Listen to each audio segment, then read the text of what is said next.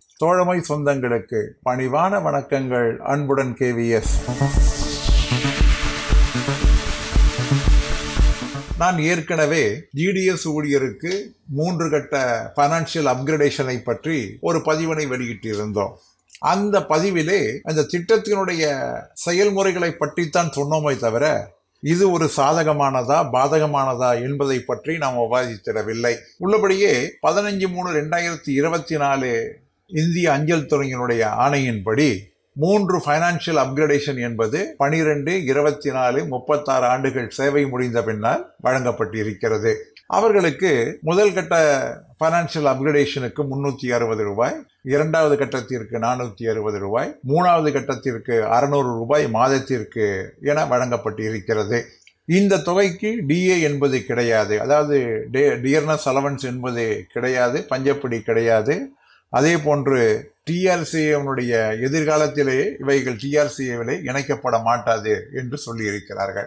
இது உள்ளபடியே பயன் அளிக்கக்கூடிய ஆணையா? நிச்சயமாக இல்லை. ஒரு உதாரணத்திற்கு எடுத்துக்கொள்வோம். ஒரு BPM ஃபர்ஸ்ட் லெவல் TRCA இருக்கக்கூடிய BPM அடிப்படை சம்பளம் என்பது 12,000 ரூபாய். இரண்டாவது லெவல் TRCA இருக்கக்கூடிய அடிப்படை சம்பளம் என்பது 14,500 ரூபாய். ஒரு வருடத்திற்கு இன்கிரிமெண்ட் என்பது 3%. 12 ஆண்டுகள் முடிந்த பின்னால் 3% இன்கிரிமெண்ட் என்று வரக்கூடிய நேரத்திலே ஃபர்ஸ்ட் லெவல் TRCA உள்ள ஒரு GDS BPM 12,000 பிளஸ் இன்கிரிமெண்ட் 3,600 ஆக 15,600 ரூபாய் அடிப்படை TRCA பெற்றிருப்பார். அதே போன்று இரண்டாம் லெவல் TRCA இருப்பவர் 14,500 பிளஸ் 12 வருடத்திற்கான அந்த இன்கிரிமெண்ட் 4,350 சேர்த்து 18,850 ரூபாய் அடிப்படை TRCA என்பதை பெற்றுக் கொண்டிருப்பார்.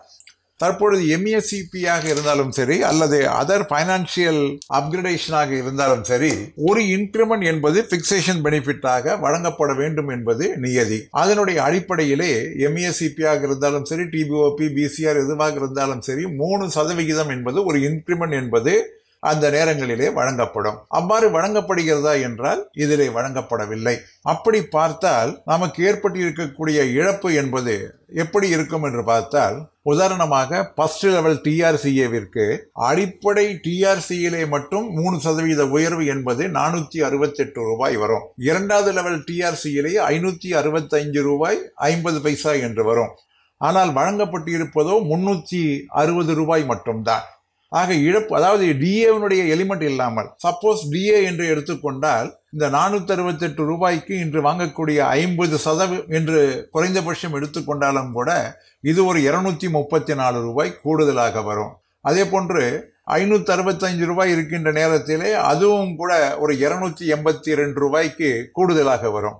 ஆக 100% மேலாக நாம் நம்முடைய பெனிஃபிட்டை எழுந்து கொண்டிருக்கின்றோம். கணக்கு மிக எளிமையாக நீங்கள் புரிந்து கொள்ள முடியும். நமக்கு வழங்கப்படுவது 360 ரூபாய், ஆனால் வழங்கப்பட வேண்டிய தொகை என்பது 468 ரூபாய் அல்லது 565 ரூபாய் 50 பைசா ஒரு இன்கிரிமெண்ட் என்று எடுத்துக்கொண்டார்.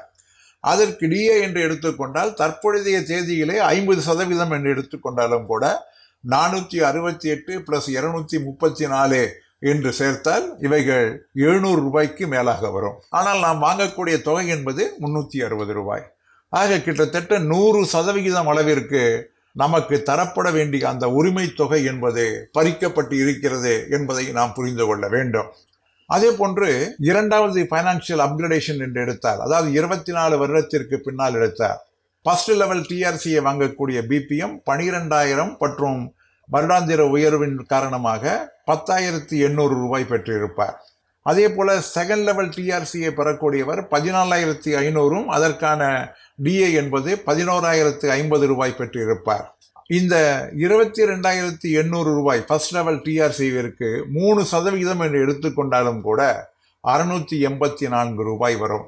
அதே போன்று செகண்ட் லெவல் TRCA என்று எடுத்துக்கொண்டால் 25,550 ரூபாய்க்கு 766 ரூபாய் 50 பைசா என்று வரும். ஆனால் அளிக்கப்படக்கூடிய தொகை 600.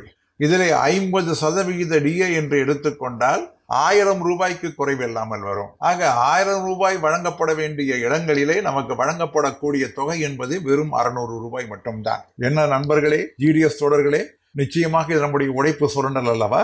நமக்கு கிடைக்க வேண்டிய உரிமை தொகையிலே பாதிக்கு மேலாக இன்றைய தேதியிலே 50% டிஏ இருக்கக்கூடிய இந்த சூழலிலே ஏறத்தாழ ஒரு 100% அளவிற்கு சுரண்டல் ஏற்பட்டு இருக்கிறது என்றால் எதிர்காலத்திலே இன்னும் டிஏ உயர உயர நமக்கு எந்த அளவிற்கு இந்த பாதிப்பு என்பது இருக்கும். எப்படி ஒரு எம்ஏசிபிக்கோ அல்லது மற்ற ஃபைனான்சியல் அப்கிரேடேஷனுக்கோ ஒரு இன்கிரிமெண்ட் என்பது வழங்கப்பட வேண்டுமோ, அதே போன்று ஜிடிஎஸ் ஊழியருக்கும் ஒரு இன்கிரிமெண்ட் என்பது வழங்கப்பட்டால்தான் நமக்கு நியாயம் கிடைக்கும். இல்லையில் நம்முடைய உழைப்பை சுரண்டுவது மட்டுமல்லாமல் நம்முடைய உரிமை தொகையும் சுரண்டக்கூடிய ஒரு நிலையை நாம் வேடிக்கை பார்த்ததாகவே இருக்கும் என்று கூறி முடிக்கின்றேன். மீண்டும் சந்திப்போம். அன்புடன் KVS.